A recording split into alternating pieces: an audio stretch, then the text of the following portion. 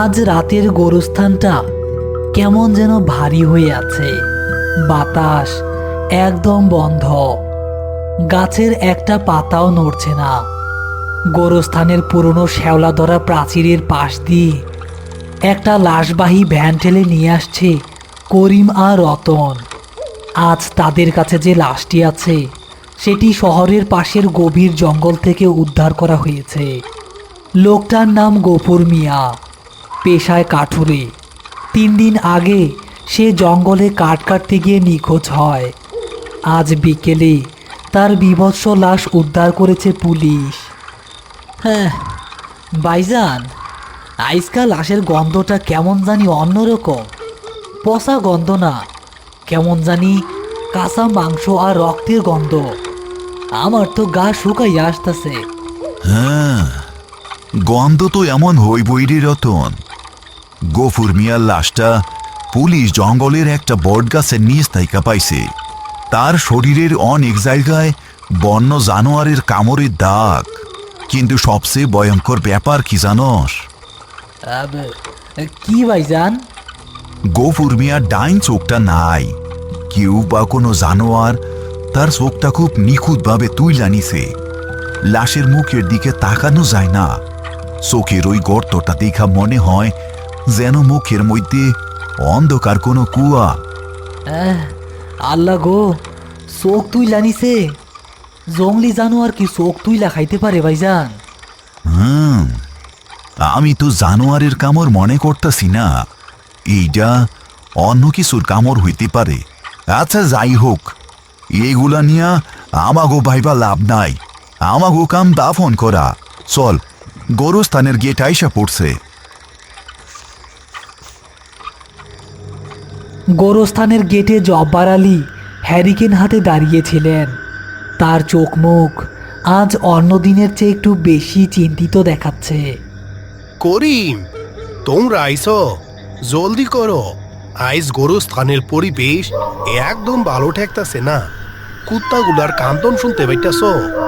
করিম আর রতন খেয়াল করলো সত্যি গোরস্থানের আশেপাশের কুকুরগুলো খুব করুণ সুরে একটানা কাঁদছে। কুকুরের এই কান্না অমঙ্গলের লক্ষণ। হজব্বর ভাই, শুনতাছি তো। জায়গা কি ঠিক করছেন? ওই পশ্চিম দিকের ভাঙা মাজারটার কাছে জায়গা ঠিক করছি। ওইখানে মাটি নরম আছে, জলদি কাম শেষ হইব। তারা 3 জন ভ্যান থেকে গফুর মিয়ার লাশটা দরাদরি করে নামালো। ভাঙা মাচারটার পাশে এসে করিম আর রতন লাশটা নামিয়ে রাখল। রতন কোদাল নিয়ে মাটি কোপাতে যাবে, ঠিক এমন সময় গোরস্থানের নিস্তব্ধতা ভেঙে একটা অদ্ভুত শব্দ ভেসে এলো, যেন কেউ শুকনো পাতার ওপর দিয়ে খুব ভারী পায়ে হাঁটছে। ভাইজান, কেউ কি আইতাছে নাকি? কেউ তো আইতাছে বইলা মনে হইতাছে না, কিন্তু শব্দটা তো লাশের আশপাশ থেকেই আইতাছে। তারা হ্যারিকেনের আলোটা লাশের দিকে ধরল। যা দেখল তাতে রতনের গায়ের রক্ত হিম হয়ে গেল। লাশের সাদা কাফনের কাপড়টা মাথার কাছে ভিজে লাল হয়ে যাচ্ছে। আস্তাগফিরুল্লাহ, লাশের মাথা থাইকা তো রক্ত বাইর হইতাছে। কিন্তু দাফনের আগে তো রক্ত বাইর হওয়ার কথা না। ডোমেরা তো রক্ত পরিষ্কার কইরাই দিছে। করিম সাহস করে লাশের মাথার দিকের কাপড়ের গিঁটটা একটু আলগা করল। হ্যারিকেনের আলো লাশের মুখের উপর পড়তে তারা 3 জনই আতঙ্কে শিউরে উঠল। গফুর মিয়ার ডান চোখের সেই খালি গর্তটা থেকে অনবরত লাল গাঢ় রঙের রক্ত গড়িয়ে পড়ছে। আর সবচেয়ে ভয়ঙ্কর ব্যাপার হলো, সেই খালি গর্তটার ভেতর থেকে মাংসপেশিগুলো এমনভাবে নড়াচড়া করছে যেন সেখানে নতুন কোনো চোখ গজাচ্ছে। ভাইজান, চোখের ওই গর্তটার ভিতরে কি যেন নড়তাছে, ওইটা কি?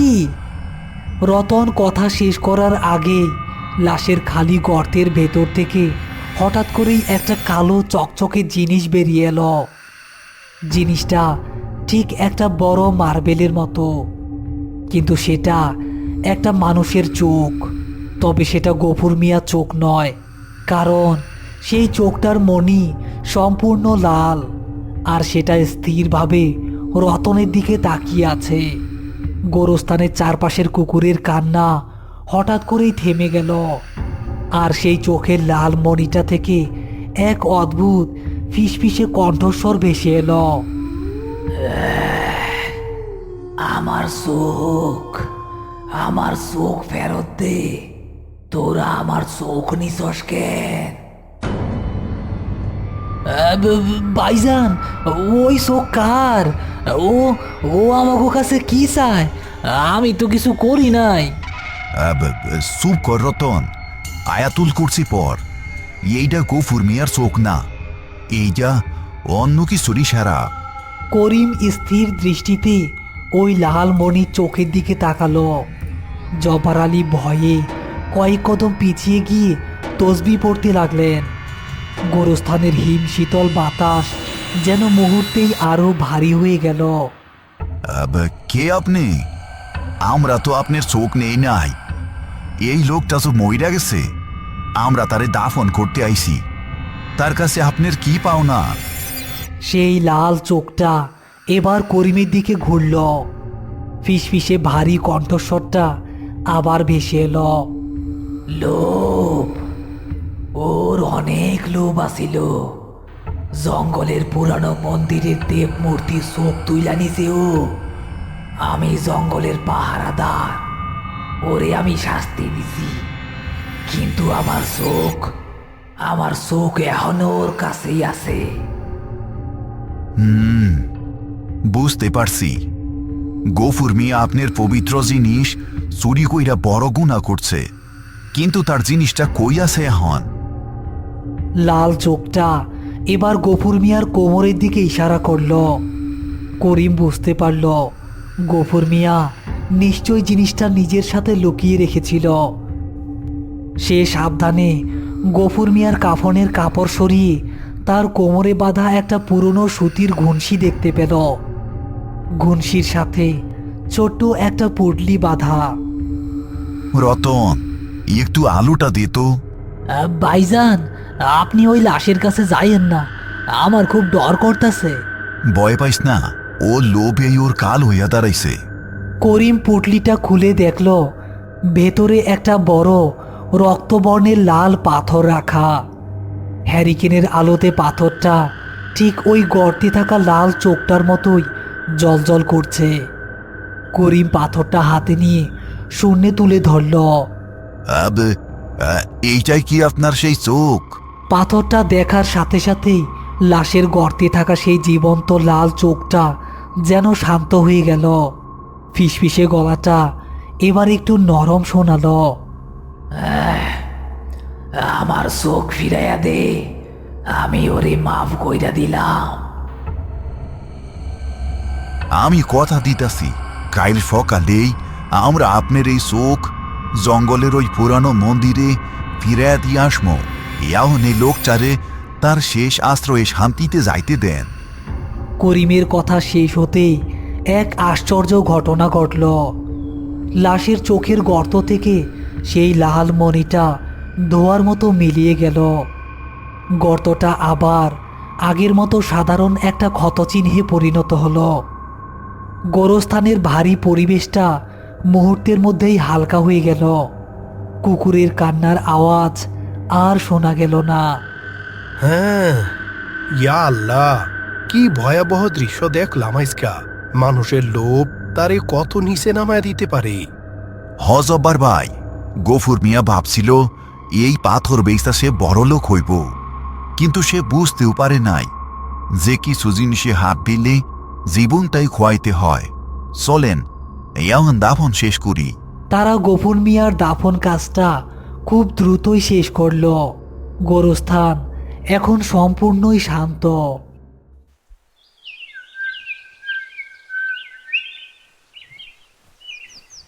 পরদিন সকাল হতেই করিম আর রতন সেই লাল চোখটা নিয়ে জঙ্গলের দিকে রওনা হলো।